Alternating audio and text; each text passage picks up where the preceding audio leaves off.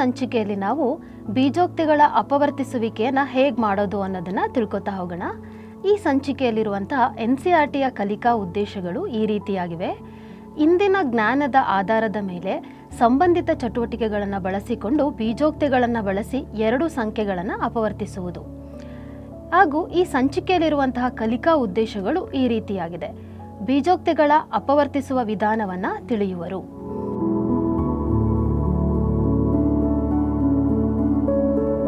ಈ ಪರಿಕಲ್ಪನೆಯನ್ನು ತಿಳಿಸಲು ಬೇಕಾಗಿರುವಂತಹ ಕಲಿಕಾ ಸಾಮಗ್ರಿಗಳು: ಬೀಜಗಣಿತದ ಟೈಲ್ಸ್ಗಳು, ಬಿಳಿಯ ಹಾಳೆ ಅಥವಾ ನೋಟ್ ಪುಸ್ತಕ, ಚೌಕಳಿ ಬಿಲ್ಲೆಗಳು. ನಾವು ಬೀಜೋಕ್ತಿಗಳ ಅಪವರ್ತಿಸುವಿಕೆ ಪರಿಕಲ್ಪನೆಯನ್ನು ಪರಿಚಯಿಸಲು ಅಗತ್ಯವಿರುವಂತಹ ಪೂರ್ವಜ್ಞಾನ, ಮಕ್ಕಳಿಗೆ ವಿಸ್ತೀರ್ಣ ವಿಧಾನದಲ್ಲಿ ಗುಣಾಕಾರವನ್ನು ಕಂಡುಹಿಡಿಯೋದು ತಿಳಿದಿರಬೇಕು.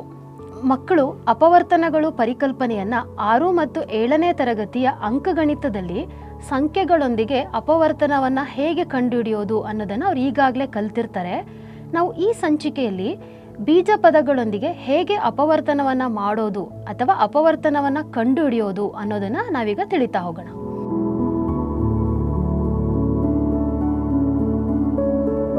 ನಾವು ತೊಡಗಿಸಿಕೊಳ್ಳುವಿಕೆಯ ಹಂತದಲ್ಲಿ ಅಪವರ್ತನ ಕ್ರಿಯೆಯನ್ನು ಪರಿಚಯಿಸುವ ಮೊದಲು ಗುಣಾಕಾರದ ಪರಿಕಲ್ಪನೆಯನ್ನು ಒಂದು ಉದಾಹರಣೆಗಳ ಮೂಲಕ ಪುನರಾವರ್ತಿಸೋಣ. ಉದಾಹರಣೆಗೆ ನಾವೀಗ 4 ಮತ್ತು 5 ಚೌಕಳಿ ಬಿಲ್ಲೆಗಳನ್ನು ತಗೋತಾ ಹೋಗೋಣ. ಈಗ ಅಲ್ಲಿ 4 ಮತ್ತು 5 ಚೌಕಳಿ ಬಿಲ್ಲೆಗಳನ್ನು ತಗೊಳ್ತಾ ಹೋಗೋಣ. ಈಗ ನಾವು 4 ಮತ್ತು 5 ಚೌಕಳಿ ಬಿಲ್ಲೆಗಳನ್ನು ಆಯತಾಕಾರದಲ್ಲಿ ಜೋಡಿಸ್ಕೊಂಡಾಗ ಇದರ ವಿಸ್ತೀರ್ಣ ಎಷ್ಟು ಬರುತ್ತೆ ಅಂತ ನೋಡ್ತಾ ಹೋಗೋಣ. ಇದು ಮಕ್ಕಳು ಈಗಾಗಲೇ ಇದನ್ನು ಅವರು ಕಲ್ತಿರ್ತಾರೆ. ಅದನ್ನು ನಾವೀಗ ಇಲ್ಲಿ ತೊಡಗಿಸಿಕೊಳ್ಳುವಿಕೆ ಹಂತದಲ್ಲಿ ನಾವೀಗ ಅದನ್ನು ಪುನರಾವರ್ತಿಸ್ತಾ ಹೋಗ್ತಾ ಇದ್ದೀವಿ. ನಾವೀಗ ಇಲ್ಲಿ 4 ಮತ್ತು 5 ಉದ್ದ ಮತ್ತು ಅಗಲಗಳಾಗಿ ಜೋಡಿಸ್ಕೊತಾ ಇದ್ದೇವೆ. ಇಲ್ಲಿ ರೂಪುಗೊಂಡಿರುವಂತಹ ವಿಸ್ತೀರ್ಣನ ಏನಿದೆ, ನಾವು ಈ ವಿಸ್ತೀರ್ಣವನ್ನು ಚೌಕಳಿ ಬಿಲ್ಲೆಗಳ ಸಹಾಯದಿಂದ ತುಂಬ್ತಾ ಹೋದರೆ ನಮಗೆ 4 ಮತ್ತು 5ರ ಗುಣಲಬ್ಧ ದೊರೀತಾ ಹೋಗುತ್ತೆ. ಈಗ ನಾವೀಗ ಇದನ್ನು ಜೋಡಿಸ್ತಾ ಹೋಗೋಣ.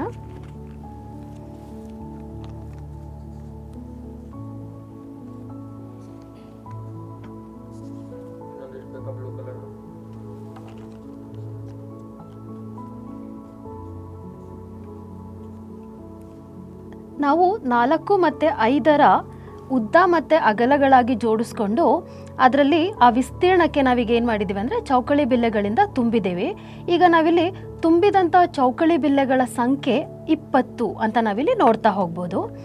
ಇದನ್ನು ನಾವು 20 ನಮಗೆ ಹೇಗೆ ಸಿಗ್ತಾ ಇದೆ ಅಂದರೆ 4 ಮತ್ತು 5 ಇದನ್ನು ಉದ್ದ ಮತ್ತು ಅಗಲವನ್ನು ಗುಣಾಕಾರ ಮಾಡಿದಾಗ ನಮಗೆ ಇಲ್ಲಿ 20 ಅಂತ ಹೇಳಿ ಸಿಗ್ತಾ ಇದೆ. ಇದನ್ನು ನಾವು ಈ ರೀತಿಯಾಗೂ ಹೇಳ್ಬೋದು, ಈ 4 ಮತ್ತು 5 ಅನ್ನೋದು 20ರ ಅಪವರ್ತನಗಳು ಅಂತಲೂ ಸಹ ನಾವಿಲ್ಲಿ ಇದನ್ನು ಕರಿತಾ ಹೋಗ್ಬೋದು. ಇದನ್ನು ಅವರು ಈಗಾಗಲೇ ಗಣಿತ ಕಲಿಕಾ ಆಂದೋಲನ 1.0ನಲ್ಲಿರುವಂತಹ ಕಲಿಕೋಪಕರಣಗಳ ಸಹಾಯದಿಂದ ಅವರು ಕಲ್ತಿರ್ತಾರೆ. ನಮಗೆ ಈ ಪರಿಕಲ್ಪನೆಯ ವಿಧಾನದ ಬಗ್ಗೆ ತಿಳಿಬೇಕಾದ್ರೆ ನಾವು GK 1.0ನ ಗುಣಾಕಾರದ ವಿಡಿಯೋವನ್ನು ಸಹ ನಾವಿಲ್ಲಿ ನೋಡ್ತಾ ಹೋಗ್ಬೋದು.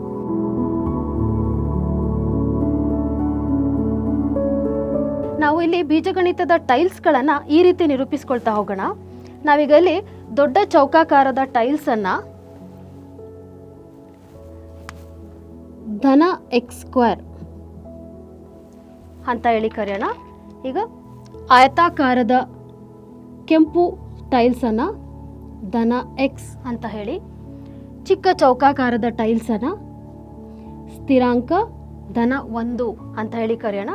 ಅದೇ ರೀತಿಯಾಗಿ ಈಗ ಇನ್ನೊಂದು ಬಣ್ಣದ ಅಥವಾ ಇಲ್ಲಿ ನೀಲಿ ಬಣ್ಣದ ಬಿಲ್ಲೆಯನ್ನು ಈಗ ಧನ x²ಗೆ ವಿಲೋಮವಾಗಿ ಋಣ x² ಅಂತ ಹೇಳಿ ಬರಿಬೋದು. ಈಗ ಆಯತಾಕಾರದ ಟೈಲ್ಸನ್ನು ಋಣ x ಅಂತ ಹೇಳಿ, ಚಿಕ್ಕ ಚೌಕಾಕಾರದ ಟೈಲ್ಸನ್ನು ಋಣ 1 ಅಂತ ಹೇಳಿ ನಿರೂಪಿಸ್ಕೊಳ್ತಾ ಹೋಗೋಣ. ಈಗ ನಾವು ಒಂದು ಬೀಜೋಕ್ತಿಯನ್ನು ತಗೊಳ್ಳೋಣ.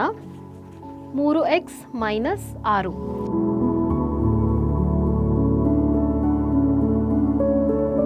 ಬೀಜೋಕ್ತಿ 3x - 6. ಮೊದಲಿಗೆ ಬೀಜಗಣಿತದ ಟೈಲ್ಸ್ಗಳನ್ನ ಜೋಡಿಸ್ಕೊಳ್ತಾ ಹೋಗೋಣ. ಇಲ್ಲಿ ಧನ 3x ಅಂತ ಹೇಳಿ ಇದೆ. ಮೊದಲಿಗೆ ಆಯತಾಕಾರದ ಟೈಲ್ಸ್ಗಳನ್ನ 3 ತಗೋಬೇಕು. ನಂತರ ಇಲ್ಲಿ ಋಣ 6 ಸ್ಥಿರಾಂಕ ಅಂತ ಇದೆ. ಅಂದರೆ ನಮಗೆ 6 ಚಿಕ್ಕ ಚೌಕಾಕಾರದ ಟೈಲ್ಸ್ಗಳು ಬೇಕು. 4, 5. ಇಲ್ಲಿ ಮಕ್ಕಳಿಗೆ ನಾವು ಇದನ್ನ ಚಟುವಟಿಕೆ ರೀತಿ ಕೊಡುವಾಗ ಈ ರೀತಿ ಒಂದು ಬೀಜೋಕ್ತಿಯನ್ನ ಕೊಟ್ಟು ಈ ಬೀಜೋಕ್ತಿಯ ಬೆಲೆಯ ಟೈಲ್ಸ್ಗಳನ್ನು ತಗೊಂಡು ಅವರಿಗೆ ನೀವೇ ಪ್ರಯತ್ನ ಪಟ್ಟು ಇದನ್ನ ಆಯತಾಕಾರವಾಗಿ ರಚನೆ ಮಾಡಿ ಅಂತ ಹೇಳಿ ನಾವು ಮಕ್ಕಳಿಗೆ ಹೇಳ್ತಾ ಹೋಗ್ಬೋದು. ಮಕ್ಕಳು ಇದನ್ನ ಹಲವಾರು ಪ್ರಯತ್ನಗಳಲ್ಲಿ ಆಯತಾಕಾರವಾಗಿ ರಚನೆ ಮಾಡ್ಲಿಕ್ಕೆ ಹೋಗ್ತಾರೆ. ಅದನ್ನು ನಾವು ಈ ರೀತಿನೂ ಸಹ ಜೋಡಿಸ್ತಾ ಹೋಗ್ಬೋದು. ನಾವಿಲ್ಲಿ ಗಮನಿಸಿದ್ರೆ ಮಕ್ಕಳು ಹೇಳ್ಬೋದು ಈಗ ಇಲ್ಲೊಂದು ಆಯತ ರಚನೆ ಆಗಿದೆ ಅಂತ ಅವರು ಹೇಳ್ತಾ ಹೋಗ್ತಾರೆ. ನಾವಿಲ್ಲಿ ಮಕ್ಳಿಗೆ ಹೇಳಬೇಕು, ಇದನ್ನ ನಾವು ಬೀಜಗಣಿತದ ಟೈಲ್ಸ್ಗಳ ಬೆಲೆಯನ್ನ ನಿರೂಪಿಸುವಾಗ ಹೇಳಿರ್ತೀವಿ. ಈ ಒಂದು ಟೈಲ್ಸ್ನ ಬೆಲೆ ಈ 3 ಚಿಕ್ಕ ಚೌಕಾಕಾರದ ಬೆಲೆಗೆ ಸಮ ಇಲ್ಲ ಅನ್ನೋದನ್ನ ನಾವಿಲ್ಲಿ ಒತ್ತಿ ಹೇಳಬೇಕಾಗುತ್ತೆ. ನೀವು ಇದನ್ನ ನೋಡ್ತಾ ಹೋಗ್ಬೋದು, ಈ 3ರ ಬೆಲೆ ಸಮ ಇಲ್ಲ. ಹಾಗಾಗಿ ನಾವು ಈ ರೀತಿಯಾಗಿ ಜೋಡಿಸ್ಕೊಳ್ಳಿಕ್ಕೆ ಆಗಲ್ಲ ಅಂತ ಮಕ್ಕಳಿಗೆ ಹೇಳಬೇಕು. ಪುನಃ ಅವರು ಬೇರೆ ಬೇರೆ ರೀತಿ ಜೋಡಿಸ್ಕೊಳ್ಳಿಕ್ಕೆ ಪ್ರಯತ್ನವನ್ನು ಪಡ್ತಾ ಹೋಗ್ತಾರೆ. ಈಗ ನೋಡೋಣ ಇನ್ನು ಯಾವ ರೀತಿ ಪ್ರಯತ್ನ ಪಟ್ಟರೆ ಆಯತಾಕಾರದ ರಚನೆ ಆಗುತ್ತೆ ಅಂತ ನೋಡ್ತಾ ಹೋಗೋಣ. ಈಗ ಇದನ್ನು ಈ ರೀತಿ ಜೋಡಿಸ್ಬೋದಲ್ವಾ?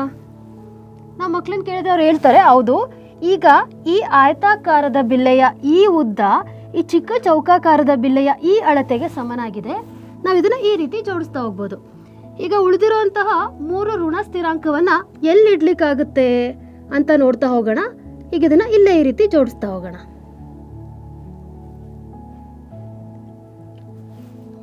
ಈಗ ನಾವು ಇದನ್ನ ಗಮನಿಸಿದ್ರೆ ಇಲ್ಲೊಂದು ಆಯತಾಕಾರದ ರಚನೆ ಆಗಿದೆ.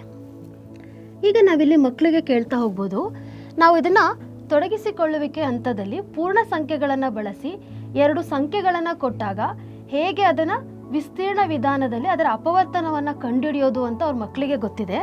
ಅದೇ ವಿಧಾನದಲ್ಲಿ ಅದೇ ಪರಿಕಲ್ಪನೆಯಲ್ಲಿ ಈ ಬೀಜೋಕ್ತಿಯ ಅಪವರ್ತನವನ್ನು ಹೇಗೆ ಕಂಡುಹಿಡಿಯೋದು ಅಂತ ಹೇಳ್ತಾ ಹೋಗೋಣ. ನಮಗೆ ಇಲ್ಲಿ ವಿಸ್ತೀರ್ಣ ಸಿಕ್ಕಿದೆ. ಈ ವಿಸ್ತೀರ್ಣದ 2 ಆಯಾಮದಲ್ಲಿರುವಂತಹ ಇದರ ಉದ್ದ ಮತ್ತು ಅಗಲ ಕೊಟ್ಟಿರುವ ಬೀಜೋಕ್ತಿಯ ಅಪವರ್ತನಗಳಾಗಿರುತ್ತೆ ಅಂತ ಹೇಳ್ಬೋದು. ಈಗ ನಮಗೆ ವಿಸ್ತೀರ್ಣ ಗೊತ್ತಿದೆ. ಈಗ ಇದರ ಉದ್ದ ಮತ್ತು ಅಗಲನವನ್ನು ಕಂಡುಹಿಡಿತಾ ಹೋಗಬೇಕು. ಈಗ ಅದರ ಬೆಲೆಯನ್ನು ಜೋಡಿಸ್ತಾ ಹೋಗೋಣ. ನಮಗೆ ಇಲ್ಲಿ ಆಯತಾಕಾರದ ಟೈಲ್ಸ್ ಇದೆ. ಈಗ ಇದರ ಬೆಲೆ 1 ಅಂತ ಹೇಳಿ ಆಗುತ್ತೆ. ಅಂದರೆ ಧನ 1, ಧನ 2, ಧನ 3. ಇದು ಇದರ ಉದ್ದ ಆಗಿದೆ. ಈಗ ಇದರ ಅಗಲವನ್ನು ಜೋಡಿಸ್ತಾ ಹೋಗೋಣ. ನಮಗಿಲ್ಲಿ ಧನ x ಅಂತ ಇದೆ. ಹಾಗಾಗಿ ನಾವೀಗ ಇಲ್ಲಿ ಧನ x ಕೆಂಪು ಆಯತಾಕಾರದ ಟೈಲ್ಸ್ ಅನ್ನ ಜೋಡಿಸ್ಬೇಕು. ಇಲ್ಲಿ ಋಣ 1 ಸ್ಥಿರಾಂಕ ಇದೆ. ಈಗ ನಾವಿಲ್ಲಿ 1 ಟೈಲ್ಸ್ ಅನ್ನ ಜೋಡಿಸೋಣ. ನಂತರ ಒಂದು ಚಿಕ್ಕ ಚೌಕಾಕಾರದ ಟೈಲ್ಸ್ ಅನ್ನ ಜೋಡಿಸೋಣ. ಈಗ ನಾವಿಲ್ಲಿ ಮಕ್ಕಳಿಗೆ ಕೇಳಬೇಕು, ನಾವೀಗ ಇಲ್ಲಿ ಇದನ್ನ ಉದ್ದ ಮತ್ತೆ ಇದನ್ನ ಅಗಲವಾಗಿ ತಗೊಂಡಿದೀವಿ. ಈಗ ನಾವು ಜೋಡಿಸಿರೋದು ಸರಿ ಇದೆಯೋ ಇಲ್ವೋ ಅಂತ ಅವ್ರಿಗೆ ಪರೀಕ್ಷೆ ಮಾಡ್ಲಿಕ್ಕೆ ಹೇಳಬೇಕು. ನಾವೀಗ ಇದನ್ನ ಗಮನಿಸ್ತಾ ಹೋಗೋಣ. ಈಗ ಇಲ್ಲಿ ಇದರ ಗುಣಾಕಾರವನ್ನು ಮಾಡ್ತಾ ಹೋಗೋಣ. ಈಗ ಇಲ್ಲಿ x ಇದೆ. 1x ಗುಣಿಸು ಧನ 1 ಅಂತ ಹೇಳಿದ್ರೆ ನಮಗೆ ಏನು ಬರ್ತಾ ಇದೆ? ಧನ x ಬರ್ತಾ ಇದೆ. ಹಾಗಾಗಿ ಇದನ್ನು ತಗೋಬೋದು. ನಂತರ ಧನ x ಗುಣಿಸು ಧನ 1 ಅಂತ ಹೇಳಿದ್ರೆ ನಮಗೆ ಏನು ಬರ್ತಾ ಇದೆ? ಧನ x ಬರ್ತಾ ಇದೆ. ನಂತರ ಧನ x ಗುಣಿಸು ಧನ 1 ಗುಣಿಸಿದ್ರೆ ನಮಗೆ ಧನ x ಬರುತ್ತೆ. ಈಗ ಇದನ್ನು ನೋಡ್ತಾ ಹೋಗೋಣ. ಇಲ್ಲಿ ಧನ x, ಈಗ ಇದರ ಬೆಲೆ ಋಣ 1 ಅಂತ ಹೇಳಿ ಆಗುತ್ತೆ. ಈಗ ಇದನ್ನ ನಾವೀಗ ಇಲ್ಲಿ ಪರೀಕ್ಷೆ ಮಾಡ್ತಾ ಹೋಗೋಣ. ಇದು ಧನ 1, 3 ಸ್ಥಿರಾಂಕ ಇದೆ. ಈಗ ಇದರ ಬೆಲೆಯನ್ನು ಪರೀಕ್ಷೆ ಮಾಡ್ತಾ ಹೋಗೋಣ. ಋಣ 1 ಗುಣಿಸು ಧನ 1 ಅಂತ ಹೇಳಿ ಮಾಡಿದ್ರೆ ನಮಗೆ ಇಲ್ಲಿ ಋಣ 1 ಸಿಗ್ತಾ ಇದೆ. ಪುನಃ ಋಣ 1 ಗುಣಿಸು ಧನ 1 ಅಂತ ಮಾಡಿದ್ರೆ ನಮ್ಗೆ ಇಲ್ಲಿ ಋಣ 1 ಸಿಗುತ್ತೆ. ಋಣ 1 ಗುಣಿಸು ಧನ 1 ಅಂತ ಮಾಡಿದ್ರೆ ನಮಗಿಲ್ಲಿ ಋಣ 1 ಸಿಗ್ತಾಗುತ್ತೆ. ಇಲ್ಲಿ ಮಕ್ಕಳಿಗೆ ಋಣ 1 ಗುಣಿಸು ಧನ 1 ಮಾಡಿದ್ರೆ ಇಲ್ಲಿ ಋಣ 1 ಸಿಗ್ತಾ ಇದೆ ಅನ್ನೋದು ಅವ್ರು ಈಗಾಗಲೇ ಗುಣಾಕಾರದಲ್ಲಿ ಅವರು ಕಲ್ತಿರ್ತಾರೆ. ಆ ಪರಿಕಲ್ಪನೆಯ ಆಧಾರದ ಮೇಲೆ ಅವರು ಅಲ್ಲಿ ಇದನ್ನು ಜೋಡಿಸಿರ್ತಾರೆ. ಈಗ ಇದನ್ನು ಇನ್ನೊಮ್ಮೆ ಪರೀಕ್ಷೆ ಮಾಡ್ತಾ ಹೋಗೋಣ.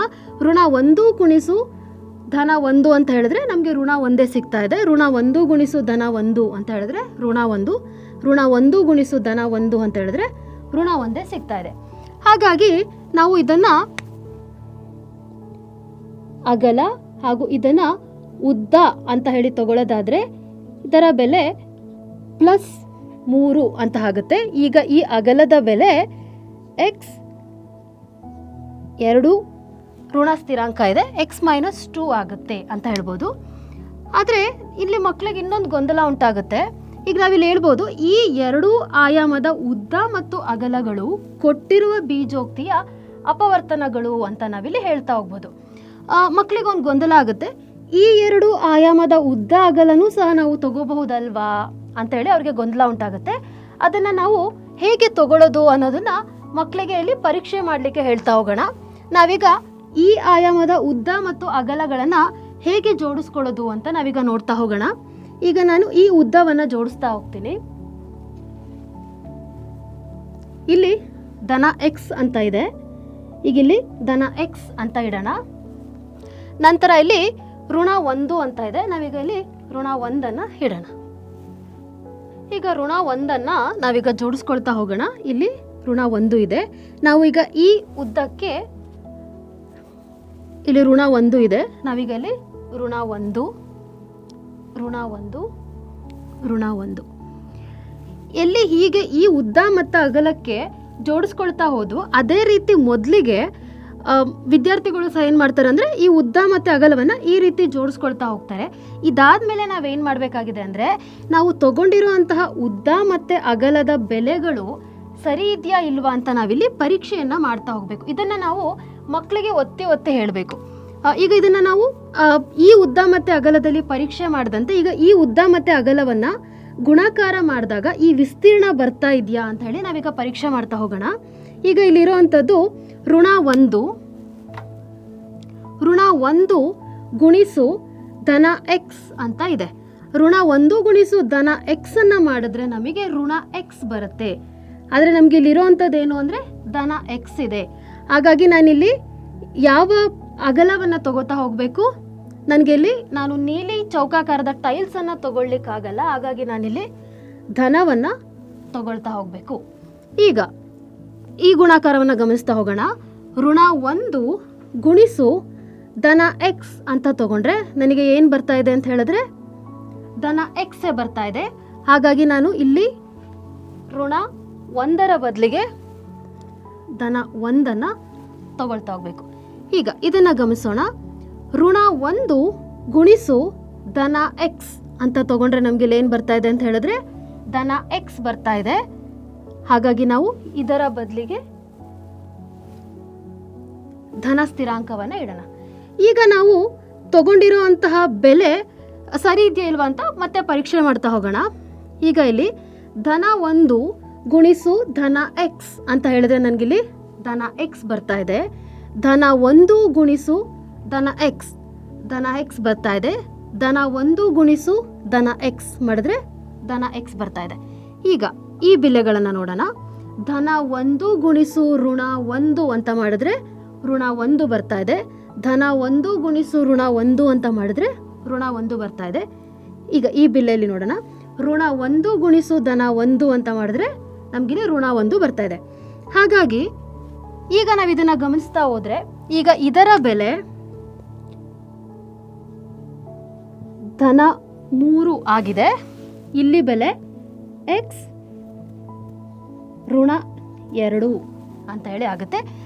ಈಗ ಇದನ್ನು ಸಹ ನಾವು ಅಗಲ ಉದ್ದ ಅಂತ ತಗೊಳ್ಳೋದಾದರೆ ಇದನ್ನೂ ಸಹ ನಾವು ಕೊಟ್ಟಿರುವ ದತ್ತ ಬೀಜೋಕ್ತಿಯ ಅಪವರ್ತನಗಳು ಅಂತ ಹೇಳಿ ಕರಿತಾ ಹೋಗ್ಬೋದು. ಆದರೆ ಇದನ್ನು ವಿದ್ಯಾರ್ಥಿಗಳು ಪರಿಗಣನೆಗೆ ತಗೊಳ್ಳುವಾಗ ಯಾವ 2 ಆಯಾಮಗಳನ್ನು ಪರಿಗಣನೆಗೆ ತಗೊಳ್ತಾರೆ ಅನ್ನೋದು ತುಂಬ ಮುಖ್ಯ ಆಗ್ತಾ ಹೋಗುತ್ತೆ. ನಾವೀಗ ಕೊಟ್ಟಿರುವ ಬೀಜೋಕ್ತಿಯಲ್ಲಿ ಈ ಆಯತದಲ್ಲಿ ಉದ್ದ ಮತ್ತು ಅಗಲಗಳು 2 ಆಯಾಮದ ಉದ್ದ ಮತ್ತು ಅಗಲಗಳು ಈ ಕೊಟ್ಟಿರುವ ಬೀಜೋಕ್ತಿಯ ಅಪವರ್ತನಗಳಾಗಿದೆ ಅಂತ ನಾವಿಲ್ಲಿ ಹೇಳ್ತಾ ಹೋಗ್ಬೋದು. ಈಗ ನಾವಿದನ್ನು ಪರಿಗಣಿಸೋದಾದರೆ 3x - 6 ಅಂತ ತಗೊಂಡ್ರೆ ಈ ಆಯತಾಕಾರದಲ್ಲಿ ಈ ಉದ್ದ ಮತ್ತು ಅಗಲವನ್ನು ಗುಣಿಸಿದಾಗ ನಮಗೆ ಇದರ ಅಪವರ್ತನ ದೊರೀತಾ ಇದೆ. ಅಂದರೆ x-2 ಗುಣಿಸು 3 ಅಂತ ಹೇಳಿ ಬರಿತಾ ಹೋಗ್ಬೋದು.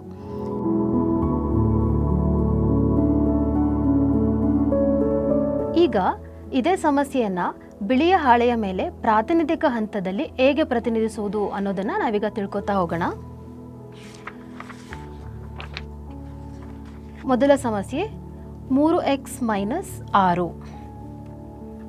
ನಾವು ಇದನ್ನು ಪ್ರಾತಿನಿಧಿಕ ಹಂತದಲ್ಲಿ ಮಾಡೋದಕ್ಕೆ ಮೊದಲು ಬೀಜಗಣಿತದ ಟೈಲ್ಸ್ಗಳನ್ನು ಹೇಗೆ ನಿರೂಪಿಸ್ಕೊಂಡಿದ್ದೀವಿ ಅನ್ನೋದನ್ನು ಇಲ್ಲೊಮ್ಮೆ ನೆನಪಿಸ್ಕೊಳ್ತಾ ಹೋಗೋಣ. ಮೊದಲಿಗೆ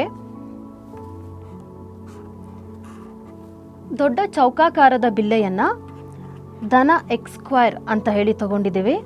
ನಂತರ ಆಯತಾಕಾರದ ಬೀಜಗಣಿತದ ಟೈಲ್ಸನ್ನು ಧನ x ಅಂತ ಹೇಳಿ ತಗೊಂಡಿದ್ದೀವಿ. ನಂತರ ಚಿಕ್ಕ ಚೌಕಾಕಾರದ ಟೈಲ್ಸನ್ನು ಸ್ಥಿರಾಂಕ ಅಂತ ಹೇಳಿ ತಗೊಂಡಿದ್ದೀವಿ. ನಂತರ ಇದೇ ಅಳತೆಯ ನೀಲಿ ಬಣ್ಣದ ಟೈಲ್ಸ್ಗಳನ್ನು ಅದಕ್ಕೆ ವಿಲೋಮವಾಗಿ ಅಂದರೆ ಋಣ x² ಆಗಿ ತಗೊಂಡಿದ್ದೀವಿ. ಅದನ್ನು ನಾವು ಪ್ರಾತಿನಿಧಿಕ ಹಂತದಲ್ಲಿ ಪ್ರತಿನಿಧಿಸುವಾಗ ಅದನ್ನು ಛಾಯೀಕರಿಸೋ ಮುಖಾಂತರ ಅಥವಾ ಶೇಡ್ ಮಾಡೋದ್ರ ಮುಖಾಂತರ ಸಹ ನಾವಿಲ್ಲಿ ಪ್ರತಿನಿಧಿಸ್ತಾ ಹೋಗ್ಬೋದು. ನಂತರ ಇದೇ ರೀತಿ ಆಯತಾಕಾರದ ಟೈಲ್ಸ್ಗಳನ್ನು ಋಣ x ಅಂತ ಹೇಳಿ ತಗೋತಾ ಹೋಗೋಣ. ಇದನ್ನು ನಾವೀಗ ಹೀಗೆ ಛಾಯೀಕರಿಸೋಣ. ನಂತರ ಸ್ಥಿರಾಂಕವನ್ನು ಋಣ 1 ಅಂತ ಹೇಳಿ ನಾವೀಗ ಇಲ್ಲಿ ಪರಿಗಣಿಸ್ತೇವೆ.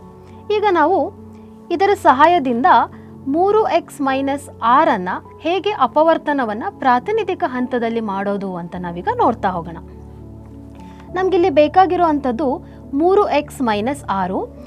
ನಾವು ಅಪವರ್ತನದಲ್ಲಿ ಈಗಾಗಲೇ ನೋಡಿದ್ವಿ, ಅದೇ ಸಂಖ್ಯೆಯ ಟೈಲ್ಸ್ಗಳನ್ನು ಹಲವಾರು ಪ್ರಯತ್ನಗಳೊಂದಿಗೆ ಆಯತಾಕಾರದಲ್ಲಿ ಜೋಡಿಸಿದ ನಂತರ ಅದರಲ್ಲಿ ಬರುವಂತಹ ಉದ್ದ ಮತ್ತು ಅಗಲಗಳನ್ನು ಕೊಟ್ಟಿರುವ ಬೀಜೋಕ್ತಿಯ ಅಪವರ್ತನಗಳು ಅಂತ ಹೇಳಿ ನಾವು ಕಂಡಿಡ್ಕೊಂಡಿದ್ವಿ. ನಾವಿಲ್ಲಿ ನೇರವಾಗಿ ಆ ಟೈಲ್ಸ್ಗಳನ್ನು ನಾವಿಲ್ಲಿ ಆಯತಾಕಾರದಲ್ಲಿ ಜೋಡಿಸ್ತಾ ಹೋಗೋಣ. ನಮಗಿಲ್ಲಿ 3x ಅಂದರೆ ಧನ 3x ಅಂತ ಹೇಳಿ ಇದೆ.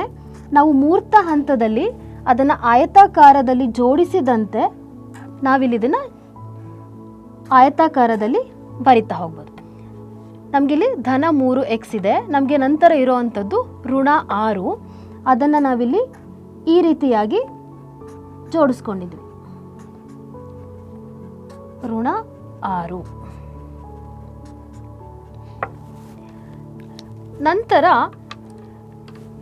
ಒಂದು ಆಯತಾಕಾರವಾಗಿ ರಚನೆಯಾದ ಮೇಲೆ ಈಗ ಇದರ ಉದ್ದ ಮತ್ತು ಅಗಲಗಳನ್ನು ಅದರ ಅಪವರ್ತನಗಳು ಅಂತ ಹೇಳಿ ಹೇಳ್ತಾ ಇದ್ವಿ. ಈಗ ಇಲ್ಲಿ ಬರುವಂತಹ ಟೈಲ್ಸ್ಗಳನ್ನು ನಾವಿಲ್ಲಿ ಜೋಡಿಸ್ತಾ ಹೋಗೋದಾದರೆ ಇಲ್ಲಿ ಧನ 1 ಸ್ಥಿರಾಂಕ ಅಂದರೆ ನಾವಿಲ್ಲಿ 3 ಧನ ಸ್ಥಿರಾಂಕವನ್ನು ಜೋಡಿಸಿದ್ದೀವಿ. ಹಾಗೂ ಇದರ ಉದ್ದವಾಗಿ x, ಇಲ್ಲಿ ಋಣ 2 ಸ್ಥಿರಾಂಕ ಅಂದರೆ ಇದರ ಬೆಲೆ x -1 ಅಂತ ಹೇಳಿದ್ರೆ x -2 ಅಂತ ಹೇಳಿ ಆಗುತ್ತೆ. ಇಲ್ಲಿ ನಾವು 3 ಧನ ಸ್ಥಿರಾಂಕವನ್ನು ಜೋಡಿಸಿರೋದ್ರಿಂದ +1 +1 +1 ಅಂತ ಹೇಳಿದ್ರೆ ಇದನ್ನು ಧನ 3 ಅಥವಾ ನಾವಿದನ್ನು ಉದ್ದ ಅಂತ ಹೇಳಿ ಬರಿಬೋದು. ನಾವಿದನ್ನು ಅಗಲ ಅಂತ ಹೇಳಿ ಬರಿತೇವೆ. ಈ ಎರಡರ ಗುಣಲಬ್ಧವನ್ನು ಮಾಡಿದಾಗ ನಮಗೆ ಇಲ್ಲಿ ಆಯತದ ರಚನೆಯಾಗಿದೆ. ಈ ಎರಡರ ಗುಣಲಬ್ಧ ನಮಗೆ ಕೊಟ್ಟಿರುವಂತಹ ದತ್ತ ಬೀಜೋಕ್ತಿಯ ಅಪವರ್ತನಗಳಾಗಿದೆ ಅಂತ ಹೇಳ್ಬೋದು. ಈಗ ಇದನ್ನು 3x-6 ಅಂತ ಹೇಳಿದ್ರೆ x-2 ಗುಣಿಸು ಧನ 3 ಅಂತ ಹೇಳಿ ಆಗುತ್ತೆ. ಹಾಗಾಗಿ ನಮಗೆ ಕೊಟ್ಟಿರುವ ದತ್ತ ಬೀಜೋಕ್ತಿಯಲ್ಲಿ 3x ಋಣ 6ರ ಅಪವರ್ತನಗಳು x-2 ಮತ್ತು ಧನ 3 ಅಂತ ಹೇಳ್ತಾ ಹೋಗ್ಬೋದು.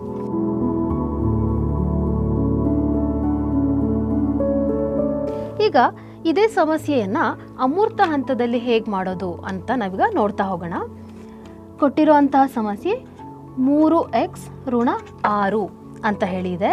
ನಾವೀಗ ಇದನ್ನು ಅಮೂರ್ತ ಹಂತದಲ್ಲಿ ಬಿಡಿಸುವಾಗ ನಾವಿದರ ಅಪವರ್ತನಗಳನ್ನು ಮೊದಲಿಗೆ ಕಂಡುಹಿಡಿತಾ ಹೋಗಬೇಕು. 3x ಅರ ಅಪವರ್ತನಗಳು 3 ಮತ್ತು x ಆಗಿದೆ. 6ರ ಅಪವರ್ತನಗಳು 3 ಮತ್ತು 2. ಅಥವಾ ನಾವು ಇದನ್ನು ಈ ರೀತಿಯಾಗೂ ಸಹ ಬರಿತಾ ಹೋಗ್ಬೋದು, 3 ಇಂಟು 2.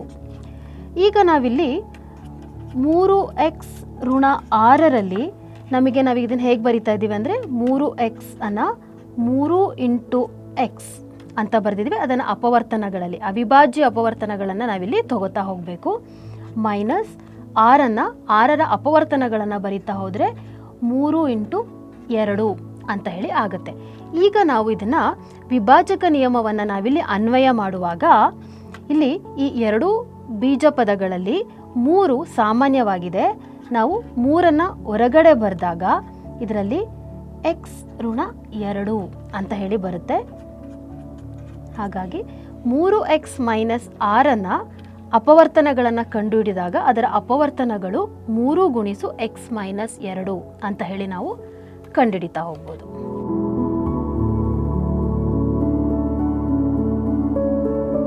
ಈಗ ಎರಡನೇ ಬೀಜೋಕ್ತಿಯನ್ನು ತಗೊಳ್ಳೋಣ. ಬೀಜೋಕ್ತಿ x square minus 2x plus 1. ಮೊದಲಿಗೆ ನಾವು ಈ ಬೆಲೆಯ ಬೀಜಗಣಿತದ ಟೈಲ್ಸ್ಗಳನ್ನು ಜೋಡಿಸ್ಕೊಳ್ತಾ ಹೋಗೋಣ. ಮೊದಲು ಎಕ್ಸ್ ಸ್ಕ್ವೇರ್ ಅಂತ ಇದೆ, ಅಂದರೆ ಧನ ಎಕ್ಸ್ ಸ್ಕ್ವೇರ್. ಮೊದಲು ದೊಡ್ಡ ಚೌಕಾಕಾರದ ಟೈಲ್ಸನ್ನು ತಗೊಳ್ಳೋಣ. ನಂತರ ಋಣ 2x ಅಂತ ಹೇಳಿದೆ, ಅಂದರೆ ನಾವಿಲ್ಲಿ ನೀಲಿ ಟೈಲ್ಸ್ಗಳನ್ನು 2 ನೀಲಿ ಟೈಲ್ಸ್ಗಳನ್ನು ತಗೊಳ್ಳೋಣ. ನಂತರ ಒಂದು ಸ್ಥಿರಾಂಕ ಅಂದರೆ ಧನ ಸ್ಥಿರಾಂಕ ಇದೆ, ಹಾಗಾಗಿ ಒಂದು ಚಿಕ್ಕ ಚೌಕಾಕಾರದ ಟೈಲ್ಸನ್ನು ತಗೊಳ್ಳೋಣ.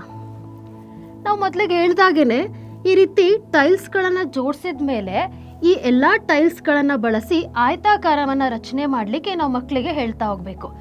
ಅವರು ಹೇಗೆ ಜೋಡಿಸ್ತಾರೆ ಅಂತ ನೋಡ್ತಾ ಹೋಗೋಣ. ಅವರು ಒಂದು ಹಲವು ಪ್ರಯತ್ನಗಳೊಂದಿಗೆ ಅವರು ಇದನ್ನು ಆಯತಾಕಾರವಾಗಿ ರಚನೆ ಮಾಡ್ತಾರಾ ಅಂತ ನೋಡ್ತಾ ಹೋಗೋಣ. ನಾವೀಗ ಇದನ್ನು ಇದೇ ಸಂಖ್ಯೆಯ ಟೈಲ್ಸ್ಗಳನ್ನು ಬಳಸಿ ಹೇಗೆ ಆಯತಾಕಾರ ರಚನೆ ಮಾಡೋದು ಅಂತ ನೋಡ್ತಾ ಹೋಗೋಣ. ನಮಗೆ ಇದು ಸುಲಭ ಆಗಿದೆ. ನಮಗೆ ಇಲ್ಲಿ ಈಗ ಒಂದು ಆಯತಾಕಾರದ ರಚನೆಯಾಗಿದೆ. ನಾವೀಗಾಗಲೇ ಮೊದಲನೇ ಬೀಜೋಕ್ತಿಯ ಸಮಸ್ಯೆಯಲ್ಲಿ ನೋಡಿದ್ದೀವಿ. ಈ ರೀತಿ ಆಯತಾಕಾರದ ರಚನೆ ಆದಮೇಲೆ ಈ ಆಯತಾಕಾರದಲ್ಲಿ ಈ 2 ಆಯಾಮದ ಉದ್ದ ಮತ್ತು ಅಗಲಗಳು ಕೊಟ್ಟಿರುವ ಬೀಜೋಕ್ತಿಯ ಅಪವರ್ತನಗಳಾಗಿದೆ ಅಂತ ನಾವಿಲ್ಲಿ ತಿಳ್ಕೊಂಡಿದ್ದೀವಿ. ಈಗ ಈ ಆಯತಾಕಾರದ ಬೀಜೋಕ್ತಿಯಲ್ಲಿ ಈ ಉದ್ದದ ಅಳತೆಯನ್ನು ನೋಡ್ತಾ ಹೋಗೋಣ. ನಮಗಿಲ್ಲಿ ಧನ ಎಕ್ಸ್ ಸ್ಕ್ವೇರ್ ಅಂತ ಇದೆ, ಹಾಗಾಗಿ ನಾವಿಲ್ಲಿ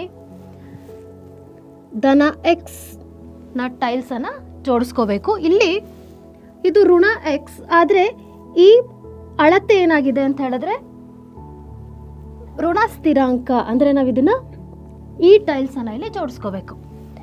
ಈಗ ಈ ಅಗಲವನ್ನು ನೋಡ್ತಾ ಹೋಗೋಣ. ಇಲ್ಲಿ ಧನ ಎಕ್ಸ್ ಇದೆ, ಹಾಗಾಗಿ ಈ ಟೈಲ್ಸ್ನಲ್ಲಿ ಈ ಬಾಹುವಿನ ಅಳತೆ ಎಕ್ಸ್ ಆಗಿರೋದ್ರಿಂದ ನಾವಿಲ್ಲಿ ಈ ಟೈಲ್ಸ್ನ ಇಡೋಣ. ಈಗ ಇಲ್ಲಿ ಋಣ ಎಕ್ಸ್ ಇದೆ. ಈ ಆಯತಾಕಾರದ ಟೈಲ್ಸ್ನಲ್ಲಿ ಈ ಬಾಹುವಿನ ಬೆಲೆ ಎಕ್ಸ್ ಆಗಿದೆ, ಈ ಬಾಹುವಿನ ಬೆಲೆ 1, ಅಂದರೆ ಋಣ 1. ಈಗ ಇದನ್ನು ಈ ರೀತಿ ಜೋಡಿಸ್ಕೊಂಡಿದ್ದೀವಿ. ಈಗ ಇದ್ರ ಬೆಲೆ ಏನಾಗಿದೆ ಅಂತ ಹೇಳಿದ್ರೆ ಧನ ಎಕ್ಸ್ ಮೈನಸ್ 1. ಇದನ್ನು ನಾವಿಲ್ಲಿ ಉದ್ದ ಅಂತ ಕರೆಯೋಣ. ಈಗ ಇದರ ಬೆಲೆ ಧನ ಎಕ್ಸ್ ಮೈನಸ್ 1. ಇದನ್ನು ನಾವೀಗ ಇಲ್ಲಿ ಅಗಲ ಅಂತ ಕರಿತೇವೆ. ಈಗ ಒಮ್ಮೆ ಪರೀಕ್ಷೆ ಮಾಡೋಣ. ಈ ಉದ್ದ ಮತ್ತು ಅಗಲಗಳನ್ನು ಗುಣಾಕಾರ ಮಾಡಿದಾಗ ನಮಗೆ ಇಲ್ಲಿರುವ ವಿಸ್ತೀರ್ಣ ಬರ್ತಾ ಇದೆಯಾ ಅಂತ ಪರೀಕ್ಷೆ ಮಾಡೋಣ. ಧನ ಎಕ್ಸ್ ಗುಣಿಸು ಧನ ಎಕ್ಸ್ ಮಾಡಿದ್ರೆ ನಮಗಿಲ್ಲಿ ಧನ ಎಕ್ಸ್ ಸ್ಕ್ವೇರ್ ಸಿಗ್ತಾ ಇದೆ. ನಂತರ ಧನ ಎಕ್ಸ್ ಗುಣಿಸು ಋಣ 1 ಅಂತ ಮಾಡಿದ್ರೆ ನಮಗಿಲ್ಲಿ ಋಣ ಎಕ್ಸ್ ಸಿಗ್ತಾ ಇದೆ.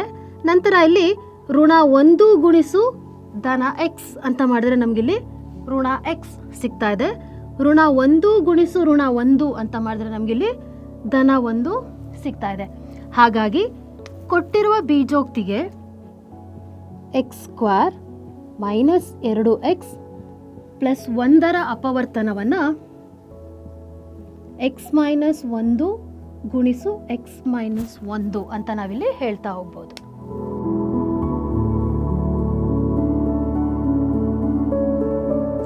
ಈಗ ಮುಂದಿನ ಸಮಸ್ಯೆಯನ್ನು ಹೇಗೆ ಪ್ರಾತಿನಿಧಿಕ ಹಂತದಲ್ಲಿ ಮಾಡೋದು ಅನ್ನೋದನ್ನು ಈಗ ತಿಳ್ಕೊತಾ ಹೋಗೋಣ. ಈಗ ಮುಂದೆ ಕೊಟ್ಟಿರುವಂಥ ಸಮಸ್ಯೆ, ನಾವೀಗ ಇದನ್ನು ಮೂರ್ತ ಹಂತದಲ್ಲಿ ಈಗಾಗಲೇ ಇದರ ಅಪವರ್ತನಗಳನ್ನು ಕಂಡುಹಿಡಿದಿದ್ದೇವೆ. ಈಗ ಇದನ್ನು ಹೇಗೆ ಪ್ರಾತಿನಿಧಿಕ ಹಂತದಲ್ಲಿ ಮಾಡೋದು ಅಂತ ನಾವೀಗ ತಿಳ್ಕೊತಾ ಹೋಗೋಣ. ನಮಗೆ ಕೊಟ್ಟಿರೋ ಅಂತಹ ಬೀಜೋಕ್ತಿ x² ಋಣ 2x ಧನ 1 ಸ್ಥಿರಾಂಕ ಅಂತ ಹೇಳಿ ಇದೆ. ನಾವೀಗ ಇದಕ್ಕೆ ಬೇಕಾಗಿರುವಂತಹ ಬೀಜಗಣಿತದ ಟೈಲ್ಸ್ಗಳನ್ನು ನಾವು ಮೂರ್ತ ಹಂತದಲ್ಲಿ ಮೊದಲಿಗೆ ಆ ಎಲ್ಲ ಟೈಲ್ಸ್ಗಳನ್ನು ಜೋಡಿಸ್ಕೊಂಡು ಆಯತಾಕಾರದ ರಚನೆಯನ್ನು ಮಾಡಿರ್ತೇವೆ. ನಾವು ಅದನ್ನು ಪ್ರಾತಿನಿಧಿಕ ಹಂತದಲ್ಲಿ ಬರೆಯೋದಾದರೆ ನಮಗೆ ಇಲ್ಲಿ x² ಒಂದು ದೊಡ್ಡ ಚೌಕಾಕಾರದ ಟೈಲ್ಸ್ ಇದೆ. ನಂತರ ನಮಗೆ ಇಲ್ಲಿ ಋಣ ಎಕ್ಸ್ನ 2 ಟೈಲ್ಸ್ಗಳಿದೆ. ಅದನ್ನು ನಾವು ಈ ರೀತಿ ಜೋಡಿಸ್ಕೊಂಡಿದ್ವಿ. ಇದು ಋಣ ಎಕ್ಸ್, ಇನ್ನೊಂದು ಋಣ ಎಕ್ಸ್ ಟೈಲ್ಸನ್ನು ನಾವು ಈ ರೀತಿ ಜೋಡಿಸಿದ್ವಿ. ಹಾಗೂ ಈ ಭಾಗದಲ್ಲಿ ನಮಗೆ ಸ್ಥಿರಾಂಕದ ಟೈಲ್ಸ್ ಅಂದರೆ ಧನ ಸ್ಥಿರಾಂಕವನ್ನು ಜೋಡಿಸಿದ್ವಿ.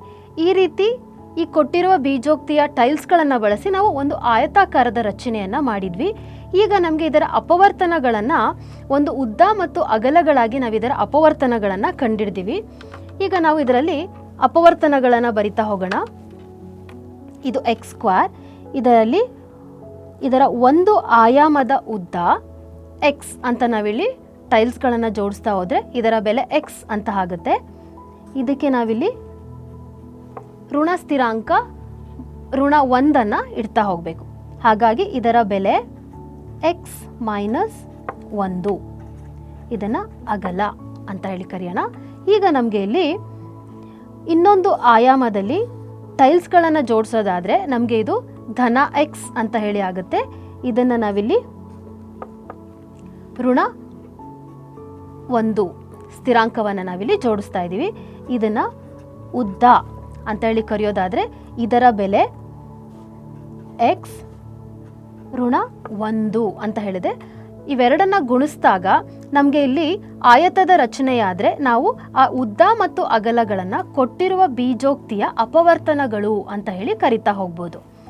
ಈಗ ಕೊಟ್ಟಿರುವ ಬೀಜೋಕ್ತಿ x² ಋಣ 2x ಪ್ಲಸ್ 1, ಇದರ ಅಪವರ್ತನಗಳು x - 1 ಮತ್ತು x - 1 ಆಗಿದೆ ಅಂತ ನಾವಿಲ್ಲಿ ಹೇಳ್ತಾ ಹೋಗ್ಬೋದು.